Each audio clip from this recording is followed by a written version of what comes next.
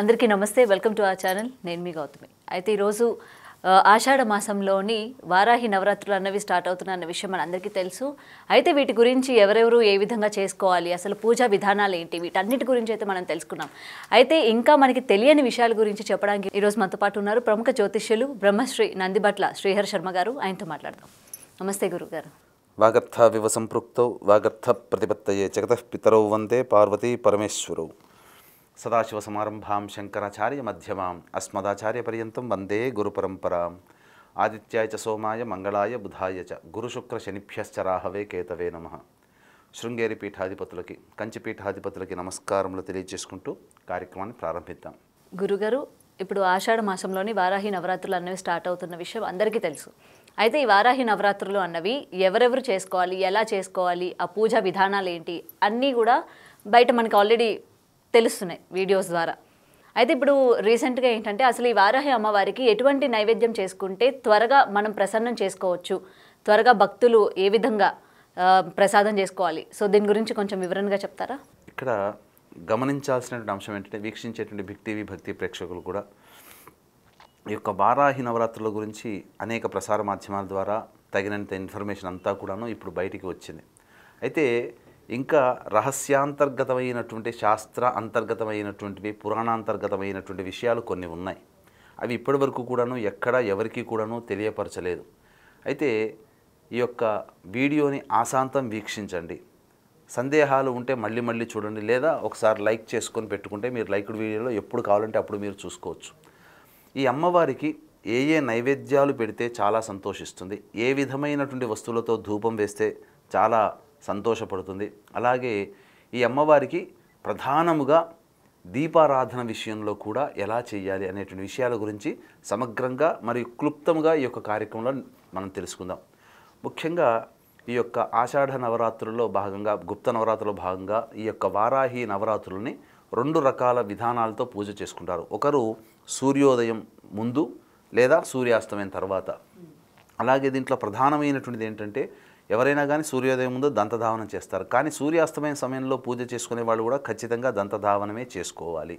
ఇక అఖండ దీపం పెట్టుకునే అలవాటు ఉన్న వాళ్ళు అఖండ దీపం పెట్టుకోవచ్చు, కలశం పెట్టుకునే వాళ్ళు కలశం పెట్టుకోవచ్చు, లేదా మామూలు చిత్రపటంలోనైనా కానీ ఈ యొక్క ఇంట్లోనైనా కానీ చేసుకోవచ్చు. చాలామందికి ఉండే సందేహం, ఇంట్లో చేయాలన్నా, తామస దేవత కాబట్టి దేవాలయంలో చేస్తే మంచిది అని అంటుంటారు. ఇంట్లోనైనా చేసుకోవచ్చు, కాకపోతే ఆధ్యాత్మికమైనటువంటి భావనము అలాగే దైవచింతనతో కనుక చేసుకుంటే ఎటువంటి దోషము లేదండి. కాబట్టి మనం పెట్టుకునేది చిత్రపటం, కాబట్టి ఆ చిత్రపటానికి మీరు ఆవాహన చేసుకొని చేసుకోవచ్చు. ఇక గమనించాల్సిన అంశం ఏంటంటే, అమ్మవారికి దీపారాధన. ఈ దీపారాధనలలో విశేషంగా అమ్మవారికి కందగడ్డతో చేసినటువంటి దీపారాధన చాలా విశేషము. కాబట్టి ఒక మంచి కందగడ్డను తీసుకొని దానికి దీపము ఏ విధంగా ఆకారం ఉంటుందో ఆ విధంగా కొంత తొలగించుకొని అందులో విప్ప నూనెతో గనక దీపారాధన చేస్తే అమ్మవారి కటాక్షం చాలా సిద్ధిస్తుంది.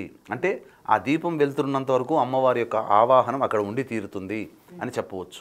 ఇక గమనించుకున్నట్లయితే ప్రతిరోజు కూడా ఈ యొక్క పూజలో భాగంగా గణపతి యొక్క పూజ చేసుకొని, గణపతి యొక్క అనుగ్రహం తీసుకొని పంచోపచారాలు కానీ లేదా షోడశోపచార విధానంగా ఈ యొక్క పూజాది కార్యక్రమాలు చేసుకోవచ్చు. అయితే ఇక్కడ ప్రధానంగా అమ్మవారికి ఎటువంటి పుష్పాలతో అర్చించాలని చెప్పిందంటే శాస్త్రము, నీలిరంగు పుష్పాలతో అర్చించవచ్చు, లేకపోతే నీలిరంగు చామంతి పుష్పాలతో కానీ అర్చన చేయవచ్చు. అలాగే అర్చనలో భాగంగా విప్ప పూలతో కూడా అర్చన చేయవచ్చు.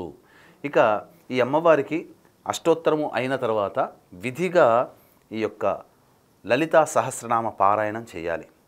ఇక దీంతో పాటుగా అమ్మవారికి 12 నామావళులు ఉన్నాయి. 12 నామాలు అమ్మవారికి చాలా ప్రీతికరం. కాబట్టి 12 నామాలని మీరు విధిగా వీలైతే ఆ అష్టోత్తర పూజ అయిన తర్వాత 108 సార్లు కానీ, లేకపోతే 54 సార్లు కానీ, 41 సార్లు కానీ, కనీసం హీనపక్షంలో 27 సార్లు కానీ జపం చేసినట్లయితే అమ్మవారి కటాక్షము అతి శీఘ్రంగా కలుగుతుంది. ఈ అమ్మవారు సాక్షాత్తు లక్ష్మీ స్వరూపము. విష్ణు స్వరూపము వరాహ అవతారం అయితే, లక్ష్మీ స్వరూపము వారాహి అవతారం. అందుకే లక్ష్మీ సహస్రనామావళిలో భాగంగా ఈ అమ్మవారిని వారాహి ధరణి ధ్రువ అనే నామంతో లక్ష్మీ సహస్రనామాల్లో కూడా ఒక నామం ఉంది. ఇక అమ్మవారి యొక్క రథచక్రం పేరు కిరిచక్రము. అంటే 1000 వరాహములో లాగుతూ ఉండగా అమ్మవారు ఆసీనురాలై ఆ రథంలో ఉంటుంది. ఈ అమ్మవారికి రథచక్రిని అనగా రథసారథి స్తంభిని దేవిగా చెప్పబడి ఉంది. అయితే ఇక్కడ గమనించాల్సిన అంశం ఏంటంటే, ఈ అమ్మవారికి సంబంధించినటువంటి 9 రోజుల పూజ చేసుకుంటారు. వ్రతోద్యాపన కొంతమంది 14వ తారీఖు అంటున్నారు, కొంతమంది 15వ తారీఖు అంటున్నారు. మరి ఏ రోజుల్లో చేసుకోవాలనే ఆలోచన కూడా చాలామందికి ఉంది. అయితే సూర్యాస్తమయం తర్వాత పూజ చేసుకునే ఆచారం ఉన్నటువంటి వాళ్ళు 14వ తారీఖు రోజున ఉద్యాపన చేసుకోవచ్చు. సూర్యోదయం తర్వాత అనగా సూర్యోదయం కంటే ముందే ఉద్యాపన చేసుకునే వాళ్ళు 15వ తారీఖు రోజున ఈ యొక్క వ్రత ఉద్యాపన చేసుకోవచ్చు. ఇక ముఖ్యంగా గమనించుకున్నట్లయితే ఈ అమ్మవారికి ప్రధానంగా నైవేద్యముగా ఈ యొక్క కార్యక్రమాన్ని ఆశాంతం వీక్షించండి. ఒక్కొక్క రోజు ఒక్కొక్క అమ్మవారిని ఒక్కొక్క రూపంలో మనం కొలుస్తాం. ఎందుకనంటే ఈ 9 నవరాత్రుల్లో భాగంగా ఈ వారాహి నవరాత్రుల్లో వారాహి అమ్మవారిని ధూమ్ర వారాహి, కిరాత వారాహి, స్వప్న వారాహి, శ్వేత వారాహి, దండిని వారాహి, ఉన్మత్త వారాహి, ఇలా అనేక రకాలైనటువంటి రూపములతో ఒక్కొక్క రోజు ఒక్కొక్క విధంగా మనం కొలుస్తూ ఉంటున్నాం. కాబట్టి ఒక్కొక్క రోజు ఒక్కొక్క రకమైన నైవేద్యం పెట్టాలి. కానీ ఖచ్చితంగా ప్రతిరోజు ఉండవలసినటువంటి నైవేద్యములు పురాణాంతర్గతంగా చెప్పబడినవి ఏంటంటే కందగడ్డలు, చిలకడ దుంపలు, దానిమ్మ గింజలు, బెల్లం పానకం మరియు పనసపండు, అలాగే ఈ సంబంధించినటువంటి తేనె, ఆవు నేతి, ఇలాచి పొడితో చేసినటువంటి నువ్వుల లడ్డూలు, ఇవన్నీ కూడా ఖచ్చితంగా అమ్మవారి యొక్క నైవేద్యంలో ఉండి తీరాలి. ఇక ఈ అమ్మవారికి వేసేటువంటి ధూపము, ఎందుకనంటే శివో అభిషేక ప్రియ, విష్ణు అలంకార ప్రియ, అమ్మవారు ధూపముతో ప్రియత్వాన్ని పొందుతుంది. కాబట్టి అమ్మవారికి ధూపంగా మనం సాధారణంగా అగరబత్తీలు లేకపోతే హారతి కర్పూరం ఇచ్చేదానికంటే ఇప్పుడు నేను చెప్పబోయేటువంటి వస్తువులు అయితే మీకు సాధారణంగా ఇళ్లలో దొరుకుతాయి. ఆ వస్తువుల పొడిని కనుక మీరు తీసుకొని ఈ యొక్క బొగ్గు కుంపటిలో ఈ అమ్మవారికి సంబంధించి ధూపం వేసినట్లయితే ఇంట్లో ఉన్నటువంటి నకారాత్మక దృష్టి, అంటే నరదృష్టి, నరఘోష, నరబాధలన్నీ తొలగిపోతాయి. మీ ఇంట్లో ఎవరికైనా ప్రయోగ బాధలు చేసినా ఆ ప్రయోగ బాధలన్నీ కూడా తొలగిపోతాయి. ఇంకా విశేషంగా చెప్పాలి అని అంటే ఈ ఇంట్లో అమ్మవారి యొక్క అనుగ్రహం అందరికీ సంపూర్ణంగా కలుగుతుంది. ఈ విధంగా ఏ ద్రవ్యాలతో మీరు ధూపం వేయాలి అని అంటే గుగ్గిలము, తెల్లదైనా నలుపుదైనా, యాలకుల పొడి, పసుపు పొడి, తెల్ల గురువింద గింజల పొడి, తెల్ల ఈశ్వరి వేరు పొడి, ఇది దొరికితే తీసుకోండి, లేకపోతే తెల్ల ఈశ్వరి వేరును పక్కకు పెట్టండి. ఇక తెల్ల జిల్లేడు పువ్వుల పొడి, మిరప పొడి, కారపు పొడి, శొంఠి పొడి, మైషాచి, ఈ యొక్క వస్తువులని మీరు తెచ్చుకొని వచ్చి ప్రతిరోజు ధూపం వేసినట్లయితే, ఈ అమ్మవారి పూజ చేసిన తర్వాత ధూపం వేసినట్లయితే తప్పకుండా ఈ అమ్మవారి యొక్క అనుగ్రహం కలుగుతుంది. ఇక తాంబూలముగా చెప్పవలసినట్లయితే ఈ తాంబూలముగా తమలపాకులో పచ్చకర్పూరాలు, యాలకులు, లవంగాలు, జాజికాయ, జాపత్రి, జుబ్బాది ఇలాంటి సుగంధ భరిమలమైనటువంటి ద్రవ్యాలను ఇచ్చి తాంబూలంగా అమ్మవారికి సమర్పించవచ్చు. ఈ సమర్పించినటువంటి తాంబూలాన్ని ఎవరైతే పూజ చేస్తారో వారు స్వీకరించవచ్చు. ఇక పెట్టినటువంటి నైవేద్యం ఏదైతే ఉంటుందో అదన్నీ కూడాను ఈ యొక్క కుటుంబ సభ్యులందరూ కూడాను తీసుకున్నట్లయితే అమ్మవారి యొక్క సంపూర్ణ అనుగ్రహం కలుగుతుంది. ఈ యొక్క వారాహి నవరాత్రుల యొక్క పూజ విధానము భక్తిగా చేసుకోదలిచినటువంటి ద్వారా మీకు సకలమైనటువంటి శుభాలు కలుగుతాయి. ఎటువంటి శుభాలు కలుగుతాయి అంటే వివాహం కాని వాళ్ళకి వివాహం అవుతుంది, ధనప్రాప్తి కలుగుతుంది, కోర్టు న్యాయవాద విషయాల్లో మీకు మీదే విజయం అవుతుంది, ముఖ్యంగా భూగృహ వసతులు అనేటువంటివి కలుగుతాయి. ఇంకా చెప్పాలి అంటే శత్రు భయం అనేటువంటిది తొలగిపోతుంది. కాబట్టి దీన్ని దృష్టిలో పెట్టుకుని ఈ పూజ చేసుకొని ఏ సమస్యకైనా పరిష్కారం 2 రకాల పరిష్కారాలు.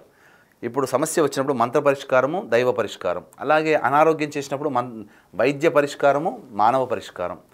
కాబట్టి ఈ యొక్క పూజ చేసుకున్న వాళ్ళు మంత్ర పరిష్కారం, మానవులుగా మీరు పూజ చేసుకుంటారు, కానీ మంత్ర అనుగ్రహం కూడా కావాలి. కాబట్టి పూజ చేసుకున్న వాళ్ళు దైవానుగ్రహం పొందడం కోసం, అలాగే ఈ పూజ చేయలేకపోయాం, శక్తి లేకపోయింది, కనీసము మీరు ఈ యొక్క ఏదైనా హోమం చేస్తే బాగుండు కదా అని ఆలోచించేటువంటి వాళ్ళ కోసమై ఈ యొక్క 15వ తారీఖు రోజున రాత్రి 9 గంటలకి మా పీఠం ఆధ్వర్యంలో వారాహి అమ్మవారి యొక్క హోమము, ప్రత్యంగిర హోమము, బగళాముఖి హోమము మరియు రాజశ్యామల హోమం అనేటువంటిది సశాస్త్రీయంగా కేవలం 1500 రూపాయల రుసుముకి మీ గోతనామాలతో చేయించడం జరుగుతుంది. సాయంత్రం 5 గంటల లోపల మీ గోతనామాలు ఈ యొక్క కార్యక్రమం ద్వారా నమోదు చేసుకోవచ్చు.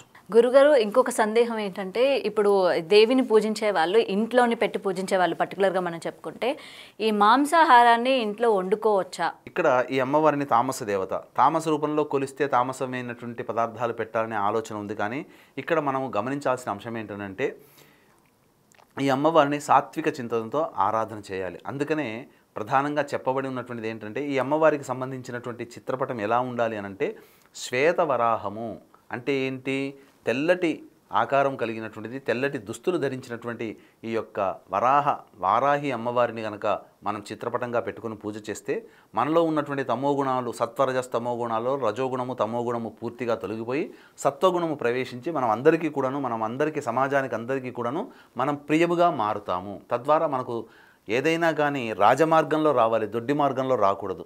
అందుకని మీరు గమనించుకున్నట్లయితే ఇంట్లో మెయిన్ డోర్ నుంచి వచ్చినప్పుడు ఎంతో హుందాగా దర్జాగా మనం వస్తాం. అదే వెనక నుంచి వచ్చినప్పుడు తలకాయ ఉంచుకొని ఏదో తప్పు చేసిన వాళ్ళలాగా వస్తాం. కాబట్టి తామస రూపంలో కనుక ఆరాధన చేసేటువంటి వాళ్ళు అనగా వీర ఆరాధన లేకపోతే వామాచారంలో కౌడాచారంలో ఆరాధన చేసేటువంటి వాళ్ళు చాలా జాగ్రత్తలు పాటించి చేసుకోవాలి. కాబట్టి ఇవన్నీ ఎటువంటి జాగ్రత్తలు లేకపోయినా కనీసం దైవ చింతనతో ఆధ్యాత్మిక భావనతో సామాన్య మానవులు కూడా ఈ యొక్క దక్షిణాచారముగా అనగా సాత్వికమైనటువంటి దేవతగా మరి కనుక పూజ చేసుకున్నట్లయితే చాలా మంచి జరుగుతుంది. ఇంకా చెప్పాలి అని అంటే ఈ యొక్క 9 రోజులు జరుగుతున్నంత వరకు బ్రహ్మచర్య వ్రతాన్ని పాటించండి, అబద్ధాలు ఆడకండి, మౌనంగా ఎక్కువసేపు ఉండండి, కటిక నేలపైన నిద్రించే స్థితి ఉండండి, ఒక్క పూట భోజనం మాత్రమే చేసేటువంటి విధంగా ఉండండి. ఈ విధంగా చేసినట్లయితే తప్పకుండా మీరు ఏ సంకల్పం కోసమైతే అమ్మవారిని ఆరాధన చేస్తున్నారో ఆ సంకల్పం అచిరకాలంలో నెరవేరుతుంది అని చెప్పడంలో ఏమాత్రం సందేహం లేదు. అటు మగవారు కానివ్వచ్చు, లేకపోతే ఆడవారు కూడా ఇదే నియమాన్ని పాటించాలంటారా? అవునమ్మా, ఆడవారైనా మగవారైనా అందరూ కూడా ఇదే నియమాన్ని పాటించుకుంటూ చేస్తే చాలా మంచిది. అయితే గురుగారు, ముఖ్యంగా నవరాత్రులలోని మొదటి రోజు ఏదైతే ఉందో అమ్మవారిని ఏ విధంగా పూజించుకోవాలి? మొదటి రోజుని వారాహి అమ్మవారిని ఉన్మత్త వారాహి రూపంలో ధ్యానం చేసుకొని వారాహి అమ్మవారి పూజ చేసుకోవాలి. ఈ ఉన్మత్త వారాహి ఎలా ఉంటుందంటే వరాహము పురుషుడి రూపం అయితే వారాహి స్త్రీ రూపం, స్త్రీ వారాహి ఈ అమ్మవారిగా పూజన చేసుకోవాలి. ఈ అమ్మవారి ప్రతి చేతిలో దంతము కమలం ఉంటుంది. 8 చేతులు ఉంటాయట ఈ అమ్మవారికి, 8 భుజాలు. ఇక ఈ అమ్మవారి యొక్క వాహనం గేదె వాహనం. ఎన్ని కష్టాలు వచ్చినా విడిచిపెట్టనటువంటి అమ్మవారు ఈ కిరాత వారాహి, ఈ యొక్క ఉన్మత్త వారాహి అని చెప్పవచ్చు. ఇక ఈ అమ్మవారికి చెప్పవలసినటువంటి నైవేద్యం ఏంటంటే పాలతో చేసినటువంటి నైవేద్యం లేదా చక్కెర పొంగలి నైవేద్యంగా పెట్టాలి. ఈ అమ్మవారిని పూజ చేసినా హోమం చేసినా కలిగేటువంటి ఫలితం ఏంటంటే ఆటంకాలు ఆపదల నుండి మనల్ని రక్షిస్తుంది. అలాగే జీవితంలో స్థిరత్వం, శాంతి మరియు ధైర్యాన్ని కలగజేస్తుంది, ధనవంతులను చేస్తుంది. అందుకనే దీన్ని దృష్టిలో పెట్టుకొని 15వ తారీఖు రోజున వారాహి, ప్రత్యంగిర, బగళాముఖి మరియు రాజశ్యామల హోమాలు కేవలం 1500 రూపాయలకి మా పీఠం ఆధ్వర్యంలో జరిపించడం జరుగుతున్నాయి. అవకాశం ఉన్న వాళ్ళు కార్యక్రమ తదనంతరం కాంటాక్ట్ చేసి పూర్తి వివరాలు తెలుసుకోవచ్చు. చాలా చక్కగా వివరించి చెప్పారు గురువుగారు. ఇప్పటి వరకు ఏంటంటే దీని గురించి చాలామంది మాట్లాడారు, కానీ గురువుగారు మాటల్లోని మనకి ఏంటంటే వివరణగా అంటే ఎటువంటి అవతారాల్లోని పూజించుకోవాలి, ఎటువంటి నైవేద్యం పెట్టుకుంటే మంచిది అని చెప్పి చాలా వివరంగా గురువుగారు అయితే మనందరికీ చెప్పడం జరిగింది. ఇంకా మీకు ఎటువంటి సందేహాలు ఉన్నా స్క్రీన్ మీద కనిపిస్తున్న నెంబర్కి కాంటాక్ట్ అవ్వచ్చు. అలాగే 15వ తారీఖున గురువుగారు నిర్వహిస్తున్న వారాహి హోమంలో కూడా పార్టిసిపేట్ చేయవచ్చు. ధన్యవాదాలు. సర్వం Shri Umamaheshwara పరబ్రహ్మార్పణమస్తు. For more videos like this, subscribe Big TV channel.